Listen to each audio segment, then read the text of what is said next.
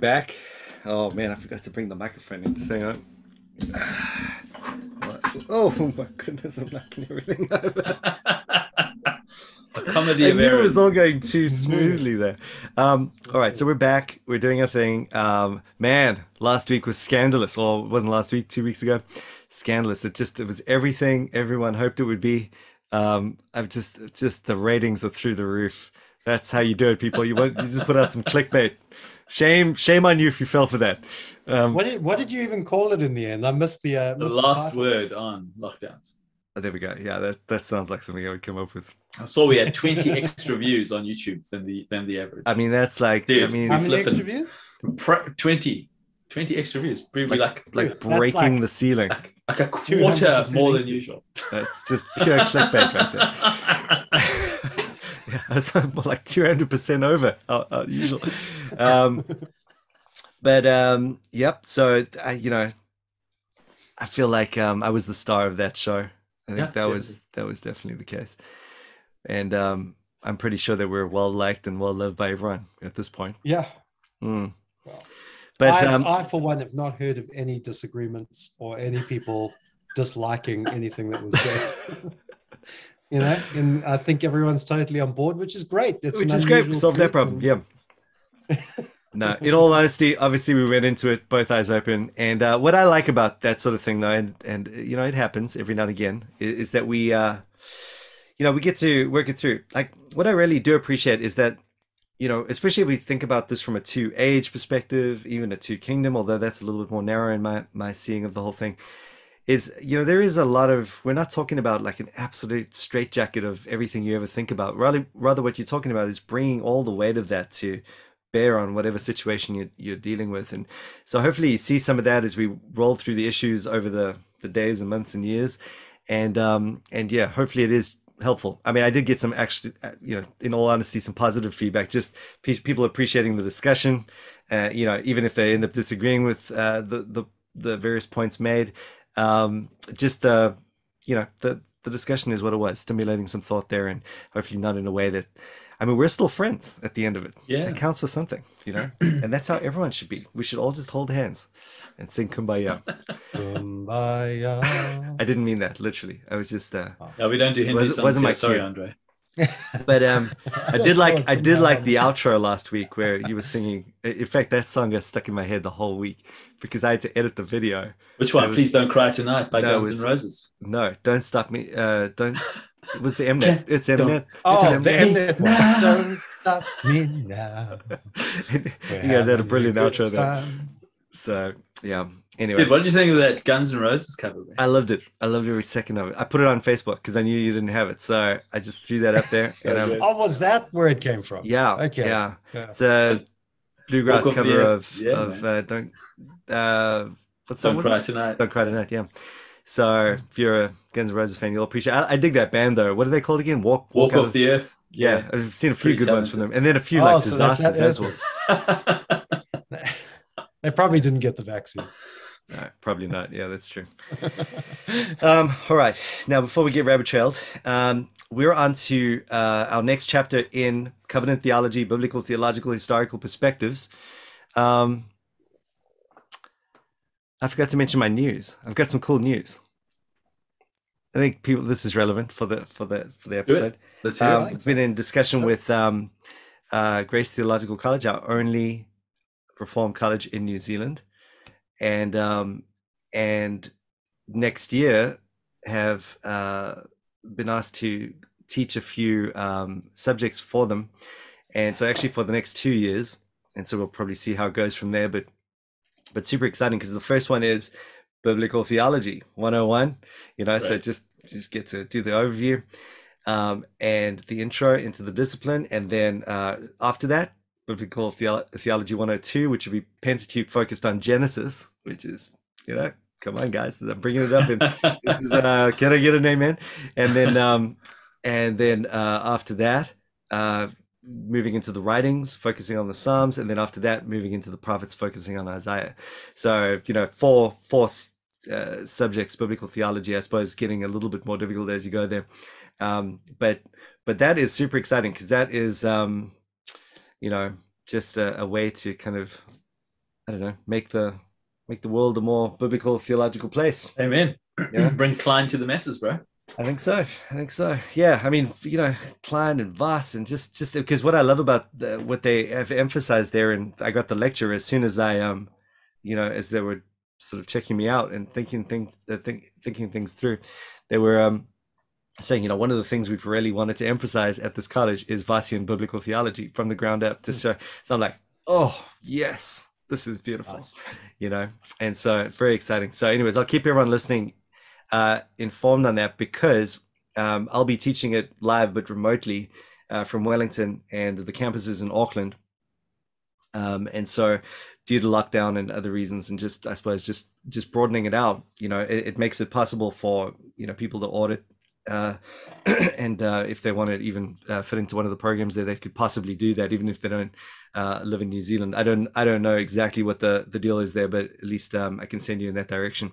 So if you are interested in this and you do want some more structure on the biblical theology side, well, there we go. There's going to be a formal class on that soon. Right. So good, that's cool.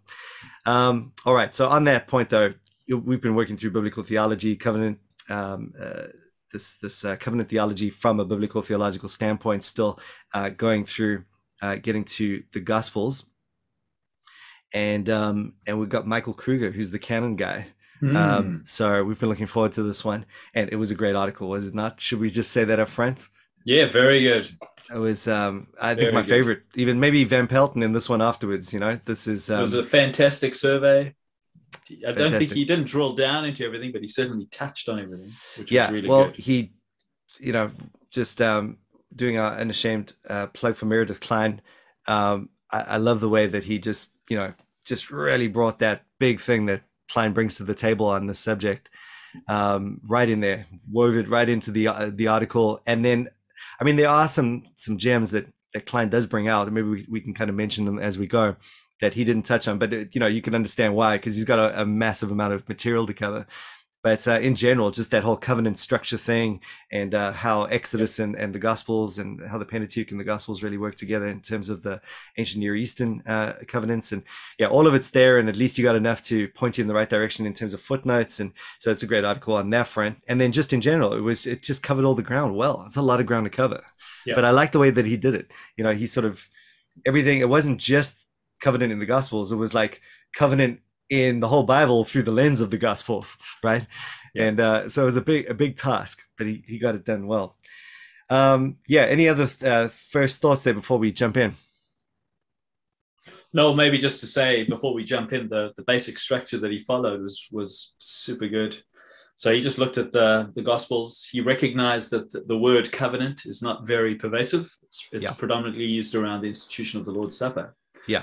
But even though the word is not there, the concepts are throughout all the Gospels. And he looks at it through the lens of, firstly, a covenant of works. And then he looks at it through the various administrations of the covenant of grace. Yeah. And I thought, you know, that was excellent. You know, there's your bifurcation. Definitely want to read the Gospels through the lens of the covenant of works. But then you also definitely want to read through the lens of the covenant of grace. And then nuancing that with Moses, David, Abraham, Moses, David. Yeah. What did you guys think about the way he set up the covenant of works and the covenant of grace, and the way that he dealt particularly with Moses in that, you know, basically fully including it as part of the covenant of grace? I didn't sense a huge amount of nuance there, but I didn't know if I just missed something. Well, yeah, I mean, I think I was putting that in the sort of like, it wasn't really what he was like. All the stuff that mattered on that point came through in the recapitulation and what Christ was doing and earning, you know, the obedience, or at least the, you know, doing a covenant works full throttle. And at least I didn't get tripped up on his treatment of the Mosaic covenant. And then also, you know, I think what you see, I mean, one of the things that I think is the genius of Klein's covenant theology really is that you can say no problem that the whole thing is an administration of the covenant of grace, but you know, we've got the subservient element, so it's just a matter of detail that he didn't necessarily cover. But you know, just in light of where the paper was, it would almost be tedious to look at it again at this point. So I was kind of happy that he just moved on. If it was a standalone thing, maybe more. more was needed there. But you know what I was thinking? Perhaps well, he does open up this way. He says, as Nick just mentioned, the covenants, the Greek word there, diatheke, is used only sparsely in the canonical Gospels 4 times. Sorry, I'm speaking Greeklish. It was a very sparse use of. You've been speaking English deliciously ever since you was a children. Sparsonenomai. It was used sparsonenomai in the canonical Gospels 4 times to be exact. 3 times around the Last Supper. Before I forget this, I think it might come up again, but just one of the things that Klein does bring out, which I think is just mind-blowing, is he points out that diatheke, the word for covenant, which is obviously well-known and well-used, comes very close to, in terms of the word that's used, it's translated appointed. If you go to Luke 22, 29, let me just quickly get there. Luke 22, 29. And it's a sign in the ESV. And I assign to you, Jesus says, as my Father assigned to me a kingdom. And that word assign is diatithemi, okay? And that is, you can tell it sounds like diatheke. And just leaving aside the massive lexical study for a moment, just you can see that it has this idea of covenant attached to it. So, long song and dance, you could possibly translate that very sentence as I covenanted to you as my Father covenanted unto me a kingdom. Which I'm not sure if he's treating that as one of the mentions of the covenant there. Probably not actually, but that would be one of the major deals right there, because what that's doing is it's showing the new covenant in its relationship to the eternal covenant, and showing how the two are really organically related, or the one is the climax, the high point of the historical fulfillment of the other.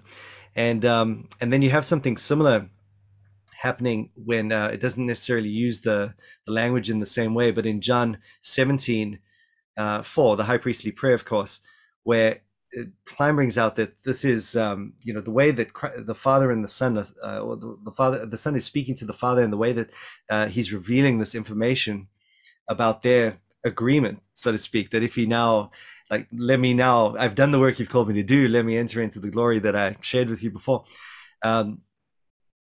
That is what constitutes a covenant in all senses of biblical usage. So, you've got something very, very profound that you could just look right over. He does mention, you need the concept to be there more than the word itself. Yeah. And it's those little things that really, together with those clear instances of the word covenant, and obviously there's a lot more that we could talk about, but it leaves you just with a punch in the face. This is not a small little point. This is the climax of high priestly prayer those final moments, really, where Jesus is going, right now I covenant to you a kingdom, and then he's referring to this this eternal covenantal transaction. So it wouldn't be too much to say that covenant is a major thing in the gospel, just on those points alone, let alone the millions of other things we could bring out. Yeah, amen. Yeah, I like the point that he made about that when he starts to talk about what the gospels actually are. Because obviously there's a huge, a whole set of ink spilled on this. Right. It's a big issue. It's a big biography. What is the very nature of the gospels, and then like the bio and that kind of thing. But is it a kind of a Greek biography? So not quite a modern biography, but a Greek biography, so on and so on. But the point he simply makes is that the problem with all those views of what the gospels are is that they don't factor in just how much the Gospels are seeking to connect Christ to what has come before. And for that reason alone, they're all insufficient descriptions of what the Gospels are. That is well said, because, when you come to think about the covenants, and then you see how all of these covenants are finding their way to Christ, you realize that it's much more than just a biography of this heroic figure who did some cool stuff, but it's actually about the culmination of years and years and years of preparation to get us to that point. So Klein's point, covenant documents. Yeah, so Klein's point is that covenantal documents by nature have an historical aspect. And so the historical accounts of the Gospels are part of the covenantal nature of the Gospels. And so, yeah, very important. Yeah, and then I mean, structure of biblical authority and, just various other places in his essays, Klein really brings that out and just goes in major detail as to these amazing connections, to the way, well, I suppose starting with the ancient Near Eastern sort of parameters and framework and, just how, well, I suppose, almost like you might say for the Gospels, had they just been a kind of Greco-Roman form of biography, it would be imbibing some of that background to be used to speak about Jesus. Well, Klein makes the same point for maybe even more forcefully than that this ancient Near Eastern treaty structure is just really important to grasp as a context, because that's the way it gets set out in the Old Testament, the Pentateuch and Exodus and so forth, and then that enables him to see, okay, well, these are the features that you would be looking for, and those features are here in the gospel accounts. And the way he explains it is it's mind expanding. It really is, because everything just starts clicking into place, and you realize, oh man, this is it's beyond the point of this just being not biography, because it doesn't quite get at it when you go. I mean, I appreciated what Jonathan Pennington said there. He was quoted in this essay. This isn't good news. This isn't just biography; it's good news. And exactly. Just making that point that we're on a different category altogether, and that's true. But really, Klein, what he does is he shows you how that, biblically speaking, is just this unbelievable unity. So, and opens up so many points that could be probed further by way of interpretation and application, and things I haven't gotten around to doing. But whenever I go there, my mind just starts going 1,000 miles an hour, because it's just like, oh my goodness, I'm glad I preached through the Gospels before I read Klein in some ways, because I think he would have freaked me out, and I would have had some sort of breakdown. It would have been too much. It's a lot of hard work. I had to preach on the Transfiguration, and I thought, man, I've got to read Klein on this before I preach it. Yeah. That's a good general rule of thumb for everything, though, isn't it? Yeah. But there are just some things you don't want to miss, like the temptation in the wilderness. Exactly. I know. And then maybe I should just do my master's on Klein. I mean, why am I bothering with all this other stuff? I'm telling you. But it does. It just leaves you completely overwhelmed sometimes, and you're just like, I don't even know what to say now. I just I'm love just going Jesus. to go over everyone's head. Yeah. I just want to love Jesus and follow him and read my Bible every day. And that's what your sermon ends up being. It just falls flat. But it's like that Thomas Aquinas moment where everything is dust now. There's no point carrying. No point. Exactly. Glory moment. But yeah, in that sense, I thought, just looking what he did, just great little summary pieces. I like the way he connected it to Exodus. So the Gospels as Exodus being the closest Old Testament parallel to what the Gospels are. Right. I think was helpful. Exactly. I'll read the quote. Meredith Klein, recognizing the unequivocal Old Testament backdrop, has argued that the Gospels are best understood as covenant documents. In particular, Klein suggests that the book of Exodus is the closest counterpart to the Gospels. And Klein says the book of Exodus appears to have the same thematic focus and to exhibit comprehensively the same literary structure as the Gospels. The book of Exodus is an Old Testament gospel, the Gospel of Moses. So very good and very helpful there. But the things that he's looking for there, as he points out a little bit later on, is that the life of the covenant mediator, that you see that in Exodus, you see that in the gospel accounts, the deliverance of God's covenant people. These are not small points, like they're not obscure scholarly points. They're the things that you see when you first read through Exodus. The inauguration of the covenant, the new law delivered by a covenant mediator. These are the very things that are then echoed in the gospel accounts. Building of a covenant tabernacle. Exactly. And he does mention the structural connections between the Gospels and Exodus are confirmed in two ways. First, the extensive Moses Exodus typology, and this stuff will preach. This is the stuff that that if you don't know about it, as Nick was saying, you just want to get your head around this before you preach anything to do with Matthew. Even like John in the opening there, where this is a new Genesis, as it were, where you've got that whole in the beginning. It's kind of like one of those things. You start off really badly if you don't get that point.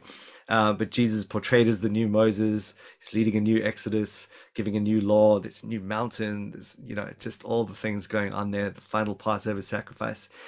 And then the more technical point, I think, was just that, the teaching fits into the standard treaty language of covenantal text. And that's obviously where, it gets, if you're not like super psyched about reading this stuff, then it gets a bit tedious and difficult. But, I think it's very, very interesting. So if anyone did want to read more about that in Structure of Biblical Authority or any of Klein's essays, you've got all these amazing things that you can then see Jesus is doing. He's even just in the matters of him teaching how to live and the discipline elements and the covenant breaking and all those elements are kind of tied into what is happening there in ways you never would have seen otherwise. So definitely very helpful for anyone who wants to check that out. Just can I highlight just one more thing on the whole Gospels as covenant, because it's one of those things where he kind of touched on, and really it could have been a whole essay in and of itself. But the whole idea of the canon being connected to covenant. Yeah.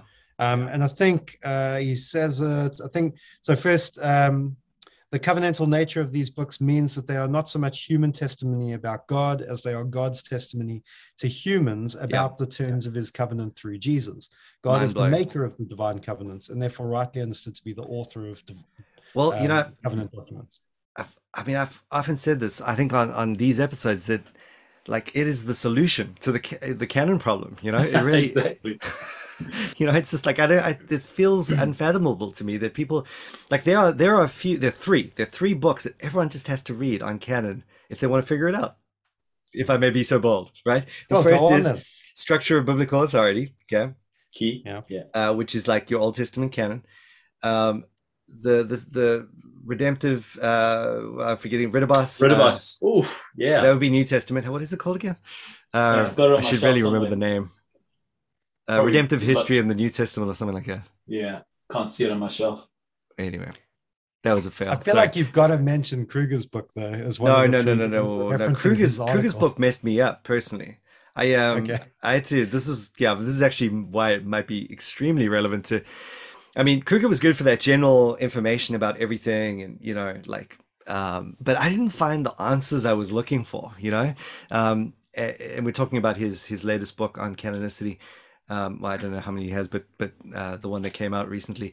But yeah, I mean, I remember, I don't know if you guys read it, but it was just, it definitely was very helpful, informative. It's obviously quite an authority in the field. But when I was looking for, like, how does it actually work though? What are we actually doing here? I want those answers and how that relates to the Bible as it unfolds. My goodness, nothing even comes close to what Klein was saying there. Klein and Ridibus both bring theological reasons for canon that are grounded in the text of Scripture itself. Exactly. As opposed to the external phenomena around what the church was doing as they were people of a book, etc., etc. Exactly. And none of it goes against what's going on. I mean, there's a way to reconcile all the information ultimately with what is being said theologically. You might have a different read on, a council that happened 300 years later or so forth. But effectively, you know how to deal with that. And then the other one I was going to mention is Warfield's little essay on, it's not even a book, it's just that little essay. In fact, I wonder, Klein even has an essay on this. So you might not even have to read the whole of Structure of Biblical Authority. It might be just that essay that he wrote on canonicity. So maybe you could even get away with just an essay, and then Ridibus is a very small book. That little that one that he put out. It's dense, but it's quite small. It's readable. Oh, very. I mean, you can do it in a couple of hours. I think so. And then just Warfield. So like if you treated it like that, if you were really vexed about this issue, I think that would be extremely helpful for anyone looking into. And look, for me, it was just like it was mind-bendingly good, because you don't get this stuff anywhere you look in canonicity. No. It's just they all treat the same ground, and it's all about this, and it really amounts to how it's all about it. Because Luke did his historical research, and Peter quoted Paul. It's ridiculous. And then you've got the I always, even if they don't say it in so many terms, I always come away from those books thinking, So basically, it's just down to how the church really felt about the book, you know? It's basically what it feels like it comes down to. Like, it's, the Spirit is illumining the church, of course, but, like, still, like, it feels that subjective at the end of the day. And then you read all this stuff and you realize, oh my goodness, we got it absolutely on its head here. Totally. And so, yeah, those guys just straighten things out and they leave you maybe just to highlight the main point for me from Klein's argument is that whenever God establishes a covenant, you never have a covenant without a covenant document that accompanies that covenant. Yes. So the relationship between God and his people there is always that historical prologue. There are always those stipulations. There are always the blessings and the curses that come alongside of it. The relationship of covenant comes into existence, and there's this canon which bears witness to this relationship. And you never have the covenant without its accompanying canon. And so there's the covenant demands the canon. Right. It's called redemptive. You can't have one without it. Yeah. Yes, exactly. And then flowing on that point and rounding off some elements, I think, in the New Testament, redemptive history and the New Testament scriptures is what Ridabas's book is called. It just complements. I mean, they should publish those as like a little package deal or something, because that would be just such maybe we should do it as a package deal. Giveaway.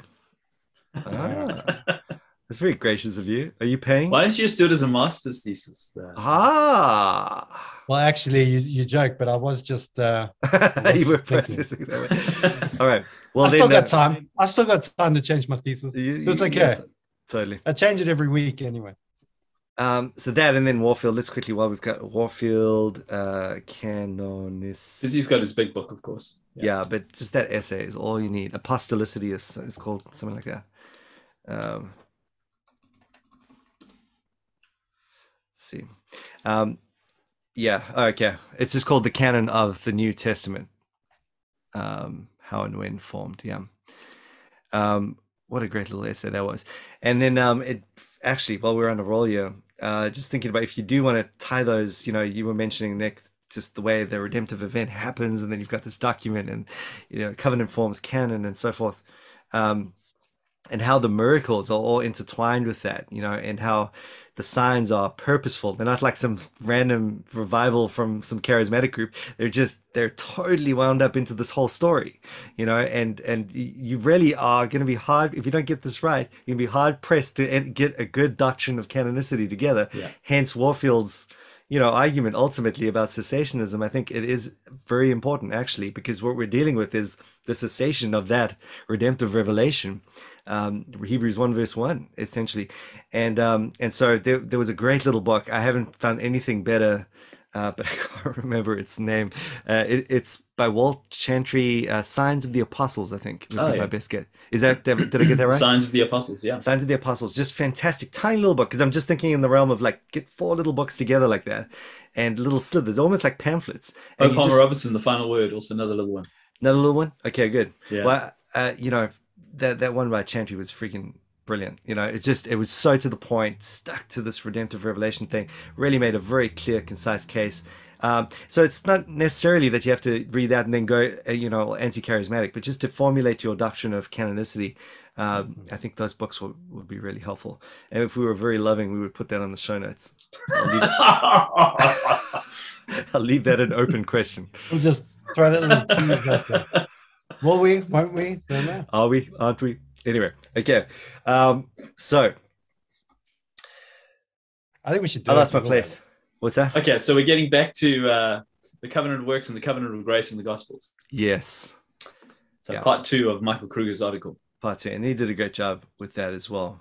Yeah. The story of the Gospels as fulfillment of God's covenant promises, the story themselves. And I like the way he brings out this this idea, and I felt this too when preaching, through the Gospels. But like, if you're just all about, okay, we get the death part quite easily, but it's like and we get the incarnation part, like, okay, God had to be a man, he had to die, in Jesus and the cross, and then you got a lot of material to cover from in between if you're preaching through 4 Gospels. You got to get the whole act of obedience part in. Oh my goodness! And if you don't have if there's no category for active obedience and recapitulation and being born under the law and fulfilling the law. Yeah. Yeah, not only that, but like what exactly is going on and what the significance of the recapitulative moment is. You got to explain all of that as well. You can't just go, well, this is somehow, Jesus doing some act of obedience thing that was required. It's always more significant than that. There's some like pinnacle thing going on that requires quite an intense knowledge of the Old Testament. So, I mean, I think this point couldn't be more important if you want to get a robust understanding of the story. And it really changes the game because, like, yeah, the wilderness temptation, those profound, like, obvious moments where, here he is being tempted by the devil again. It's regarding eating. Wow, like that's not a problem normally. Is it a sin for you to eat anything? Would it be a sin for you to turn stones into bread? No. But if you're walking as the last Adam, grasping at your divinity, in order to save humanity. Yeah, well, it's a whole different If you are the game. Son of Man. Yeah. If you are the Son, prove it. Exactly. Yeah. Exactly. So things like that are just a total mind bend, and you realize the intentionality of the whole thing. I don't know. For me, all of this, you come away from it going, there is just no doubt that the Bible is the Word of God. It is inspired at every turn, and this is the kind of stuff that brings that out. And it's so liberating to also just from those things realize that those stories aren't about us. Yes. I was reading the Bible with someone from our church the other day, and they just kept on every time we read that the temptation passage. They just kept on making it about us and the way we deal with temptation. And I had to keep saying, I mean, look, there is something we can learn. You got to memorize your Bible verses, quote Deuteronomy.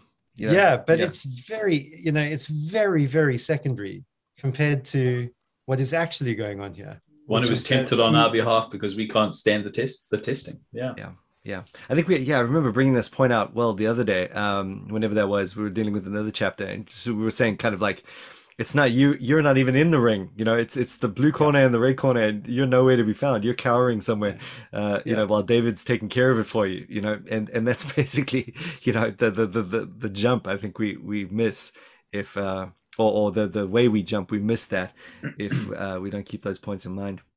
And that's to miss that is going to put a lot of pressure on you because it's to miss the gospel, if you don't have Christ doing it for you, you will have to fill it yourself. That's the only alternative. And so if you end up reading the Bible where you are the hero, my goodness, that's a lot of pressure.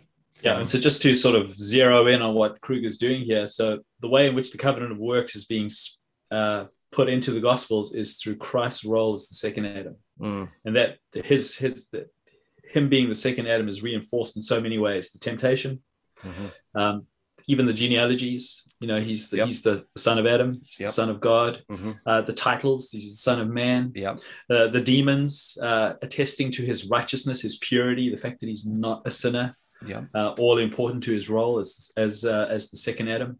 And so as you're reading through the Gospels, you need to see Christ as the last Adam, who is triumphing where we have failed, who is obeying where we have disobeyed. You've got key. Adam, the fallen son, and then another covenant with Israel, the corporate son, and then they are the sons with whom God is not well pleased, and then you get to this heavenly voice declaring Jesus to be the son with whom he is well pleased. It's like, whoa, the story all of a sudden, and you see the connection directly that way, and you see how the death matters and how the life matters as a substitution for mankind. One thing one thing he brought out here, he was talking about the transfiguration. And just on the two Adam focus, he was saying, that bright shining clothing was even something of that eschatological glory that Adam could have had as he had entered into. And I thought there's probably a lot. I don't know. There might be more to it than that. I think that there is a sense probably in which, you've got Sinai and God Himself being the revealer of that glory, and Jesus is showing Himself to be the source of that glory in many ways, and to be Himself God. I think that you could make a case that something like that was going on, but the that's not to undermine. And I really appreciated that he brought this point up, because often, this is what you're looking for. Is there going to be an eschatology in view for him before the fall? And I think that's what he has in mind here. That certainly, as Jesus stands as the firstborn of many brothers now, and as he, as we will receive this glory that's amazing. In fact, I was just preaching on Hebrews in chapter 2, where it says that it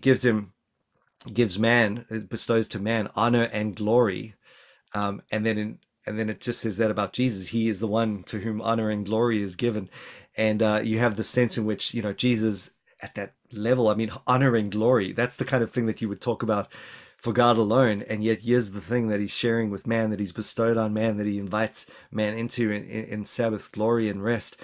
And so it's so much going on a point like that. I feel like you could really bring so much more out if you just have that understanding.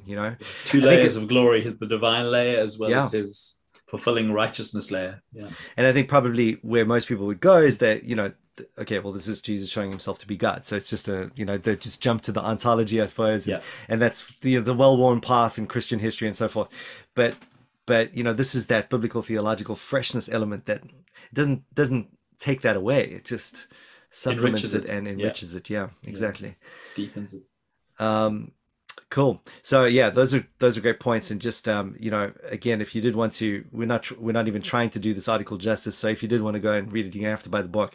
But in sum, just to help you out, if you are listening in and want to just get a sense of what he said, in sum, we see in the canonical Gospels a presentation of Jesus as the second Adam, the obedient Son who succeeds where the first Adam failed.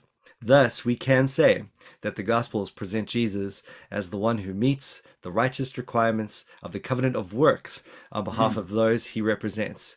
So that's great. And then he moves into the covenant of grace, and shows how this all works, which I thought also some fantastic points here. One of the things that I really appreciate is, actually, I hadn't seen in Luke, he alludes to Zechariah as the one who would fulfill the holy covenant, the oath that he swore to our father Abraham. That's such a direct, wow, okay, Jesus is the fulfillment of the covenant promises. He is the promised seed. Yes. I mean, that's sort of like the text I've been looking for in some ways. I don't know, I can't believe how I'd missed that one. But that's in Luke 1. He is the miraculous son of Abraham who would come by promise. Exactly. Luke 1:72, if anyone wants to check that out. Very, very helpful. But then other than that, things like the Great Commission, you really, you have, it's like, it'll always be a truncated understanding unless you understand this Great Commission to be the fulfillment of the blessing that'll go out to all nations, certainly. But Amen. In a covenantal sense, he is the seed that will make the blessing go out to all nations. And then that allows you to dig even further, because the seed in view there is the seed promised in Genesis 3:15. And so, Amen. You've got one story, and you get a sense then for the first time of the enormity of that moment, as Jesus says, now all authority has been given to me, therefore go. And you're like, wow, the new humanity, here he is, the new Adam, declaring this mandate from the new Eden, go forth and create a new humanity. Firstly, all thoughts of dominion mandate, theonomy style, are just shot, because you can't do that. You can't make a new humanity, even if you wanted to, with your laws and politics. Go forth with the preaching of the gospel, bring into being a new humanity that even now will exist and yet will enter into the eschaton.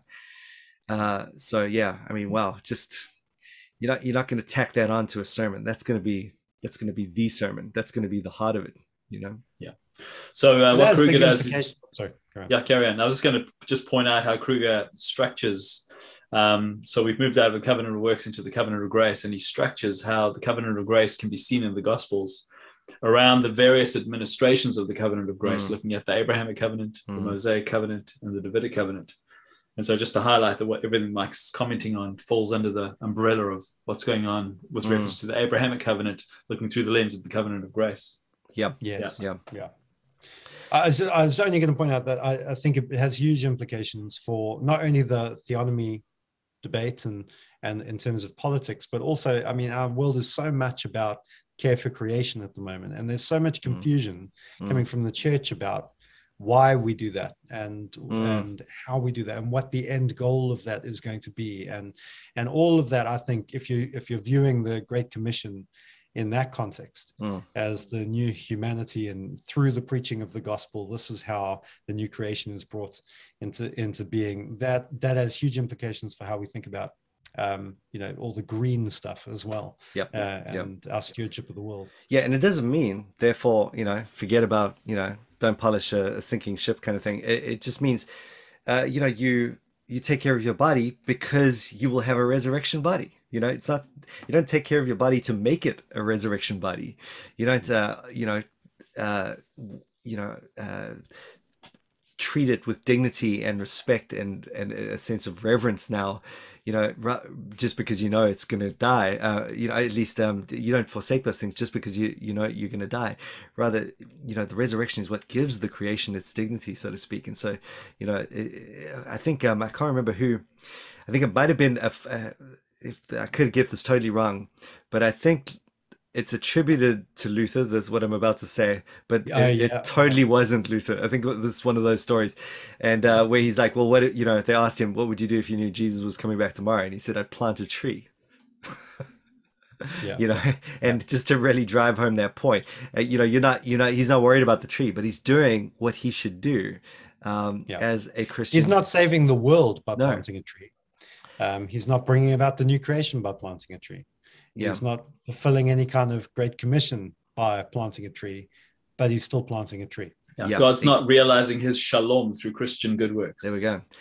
And the thing is, that helps, And I think it's a point that you have to make. We must make this point, because really fundamentally then it comes down like it's almost, practically speaking, we're all doing the same thing. We're all Christians, thinking Christianly, we're, doing everything for the glory of God, doing really fundamentally the same thing.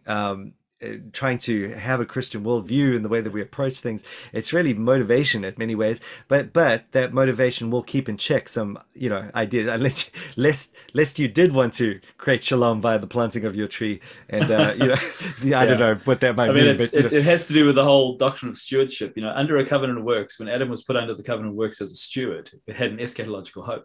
But after the fall, we're under a common grace version of stewardship, which doesn't have an eschatological hope. But it's still a mandate. It's still a mandate. It's still a mandate. So it's still a pattern of human life, but we can no longer fulfill its original purpose under a covenant of works. So Christ has to come as the second Adam who will fulfill the eschatological hope as the perfect steward. Yeah. So he will create a new heavens and a new earth. Exactly. Yeah. So we don't hope in it. We don't hope in it as the thing we have to do to bring up. And that's exactly what's going on. You think about the greenie stuff, it's that utopian sort of, they want, there is hope there. There is some sort of hope. And you don't want to buy into that at all. And, but poor Greta Thunberg being pushed out as this kind of messianic figure of this kind of false hope. And the children will lead them. Alone. She's just a kid, man, Out of the mouth of babes. But it falls into the category then of the living in the now and the not yet and the two ages, doesn't it? Because that tension of, this is a good thing to do, but it doesn't fulfill the original purpose, and it's not going to save the world either. But it's still a pattern that is ongoing and a good thing to do. But all of those things. That's why we can't take the cultural mandate and the Great Commission and make them one big mission. Yeah, totally. And to be sneaky, I'd even throw in, this is why I'm a Baptist, for this very kind of thing, in that we're not there yet, but we behave a certain way. We reckon these things to be true. We are modeling things off that which is to come. And so, we're not, it's true that we don't know who the elect are and who the regenerate are and, whatever, but we're behaving as a group that's coming out from the world and declaring our allegiance to Christ. And when we come to church, you have a group that basically represents what is yet to come. Some miracle is like dropped on this place where all of a sudden in a world that hates Jesus, you have this group in this room that are singing praises to his name and declaring his, and I realize that that's not just Baptists, that's everyone, but that's all Christians. But that's kind of the Baptist model right there. You can't be born into it through your parents. Exactly. There's something you have to be born again into it. You have to enter into the eschaton. There's something about the new humanity idea. Yeah, exactly right.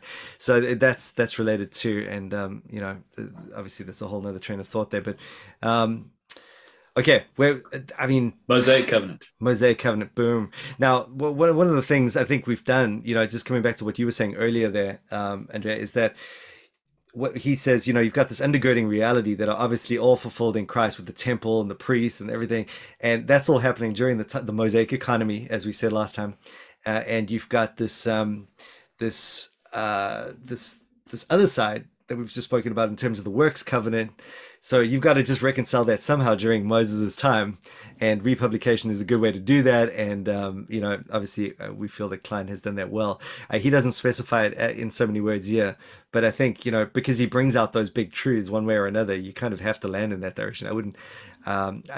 Typically, what I've seen is that people who don't want to emphasize the Mosaic covenant as a republished covenant of works are less likely to emphasize the active obedience of Christ under the works of the law as the second Adam.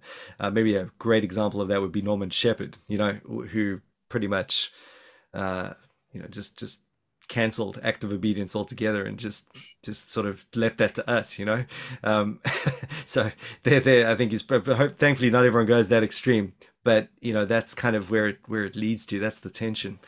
So, reading through this, I felt very satisfied with all the little angles that he covered. And then I like what he puts as well with the Davidic covenant as a mature expression of the Mosaic covenant, because that kind of covers both the grace and the works element. You've got this, there's something that's getting fine-tuned in there with regard to the messianic undergirding hope. But then in terms of that's exactly what it is in terms of the works element. It's this matured works concept now with a federal representative focus. And so that was helpful. Yeah, definitely. Very good. Yeah. Okay. So I think, let's see, what else we got here? It should be noted that this new messianic kingdom has a new type of kingdom. Oh, this is where I was going to bring on my Baptist bit. Sorry. It should be noted that this new messianic kingdom has a new type of kingdom membership. Oh, I highlighted that as well. Kruger's not a Baptist, is he? I don't think he is a Baptist. He couldn't be. He's definitely not a Baptist. He's not a Baptist, yeah. Has he become a Baptist since he wrote this? Jesus is the son of David. Sorry, Jesus, the son of David, will constitute and regather a new Israel, a renewed people of God. And as we noted, with the fulfillment of the Abrahamic covenant, membership in the new kingdom is not predicated on ethnic descent. So that really captures what we were saying a little while ago. And then let me just read one little thing to bring us to the conclusion. In sum, we've seen that the Gospels are very much focused on how the ministry of Jesus is a completion and fulfillment of the prior administrations of the one covenant of grace. And I agree with that. Can we throw a few crumbs to our dispensational listeners? Nope. One of the definitive marks of eschatological Israel, therefore, will be the inclusion of the Gentiles. So, yeah, the new Israel. It's an expanded Israel, not a replaced Israel.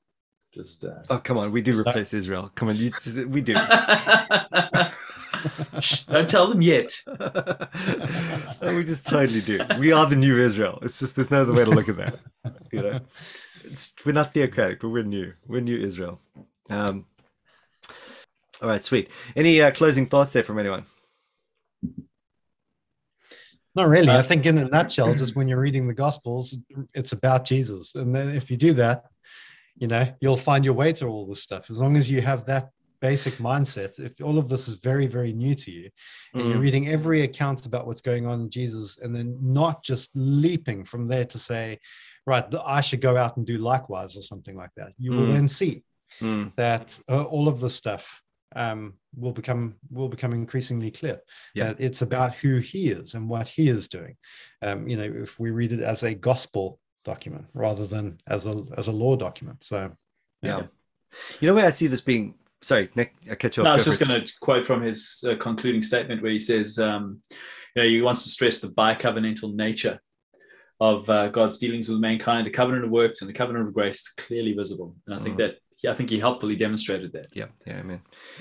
And where I see all of this being particularly helpful, as you mentioned, exactly, if someone's like not seeing Jesus in the Bible, amen, this is a good thing. But, in terms of biblical theology, often you'll read through guys like really good biblical theologians, like perhaps not very Vossian, but good in that they've seen the unity. Goldsworthy or something comes to mind. What do you mean by that, just briefly, Mike, when you say not very Vossian? Well, they're not concerned with eschatology that's preceding soteriology. They're not already, but not yet. They're already not yet. They're not very concerned with seeing the Mosaic covenant as a kind of intrusion and foreshadowing, typological, eschatological intrusion, all of that stuff. All to say, this is be a good next step if anyone was moving in that direction. Okay, cool. Let's wrap it up there. We will continue with the next one next week. And that is, let's get a glimpse. Oh, Covenant in Paul. There we go. Apprentice Waters. And then Covenant in Hebrews. I'm gonna like that one. And then Covenant in Johannine epistles. And then we're only done with part 1. Done with the biblical part. Haven't you done historical or anything? I think we might have to just quit. It's going to take. Just be like every other book study we've ever done.